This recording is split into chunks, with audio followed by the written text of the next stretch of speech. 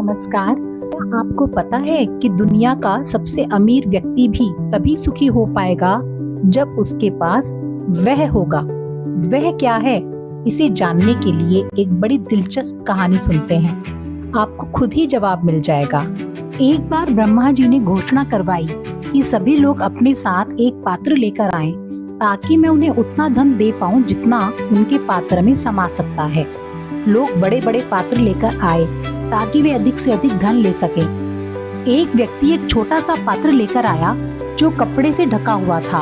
ब्रह्मा जी उस छोटे से पात्र में धन डालते गए, लेकिन वह भरता ही नहीं था। ब्रह्मा जी बड़े अचंभित हुए।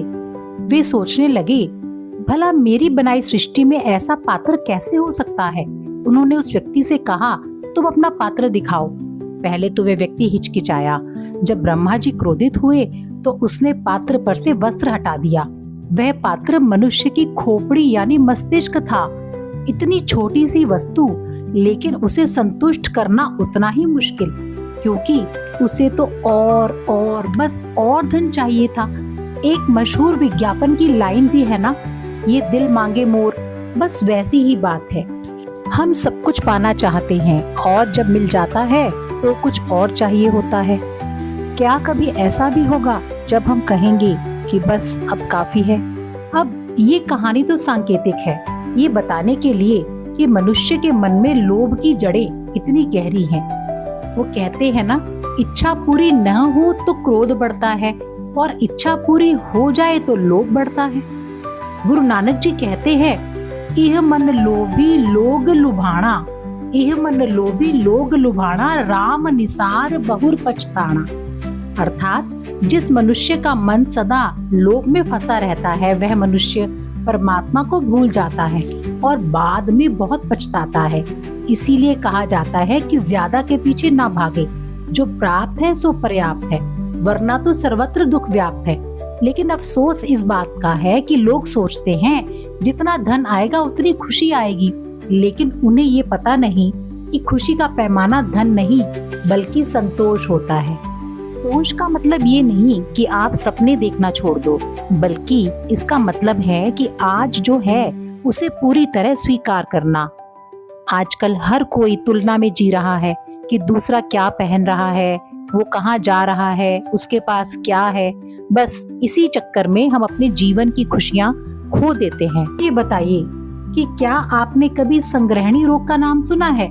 संग्रह तो संग्रहणी रोग के समान है। संग्रहणी रोग से मरीज का पेट खराब हो जाता है और दस्त लग जाते हैं, यानी शरीर का बहुत ज्यादा मल फेंका जाना।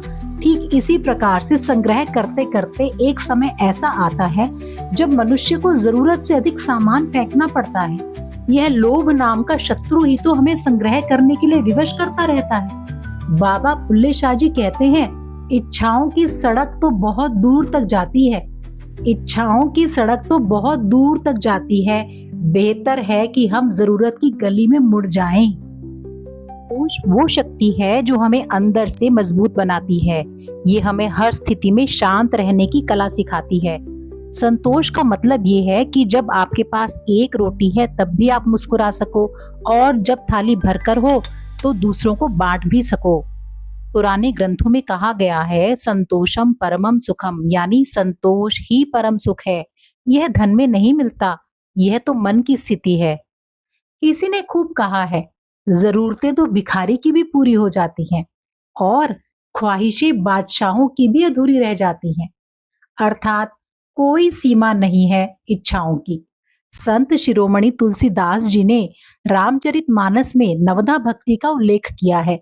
प्रभु श्री राम जी ने माता शबरी को 9 प्रकार की भक्ति बताई है, जिसमें भक्ति का 8वां रूप बताया गया है, आठव जथा लाभ संतोषा, कि जो मिल जाए उसी में संतोष करना। व्यर्थ के इच्छा विस्तार से बचना ही संतोष कहलाता है। गोधन गजधन वाजधन और रतन धन खान, जब आवे संतोष धन, सब धन धूरी समान। तो अगली बार जब आप किसी और से तुलना करें तो बस एक बार रुकिएगा और सोचिएगा कि जो आपके पास है वो किसी और का सपना हो सकता है। एक पुराने गीत की पंक्तियां याद आ गईं। कुछ लोग तो हैं जूतों को रोते, कुछ लोगों के पाँव नहीं होते। संतोष की शक्ति को अपनाइए, क्योंकि संतोष में ही परम सुख है। अगर ये विचार अच्छा लगा हो, वीडियो अच्छी लगी हो, तो इसे लाइक कीजिएगा, कमेंट और शेयर कीजिएगा और चैनल को सब्सक्राइब भी कीजिएगा। आप सभी का बहुत बहुत धन्यवाद।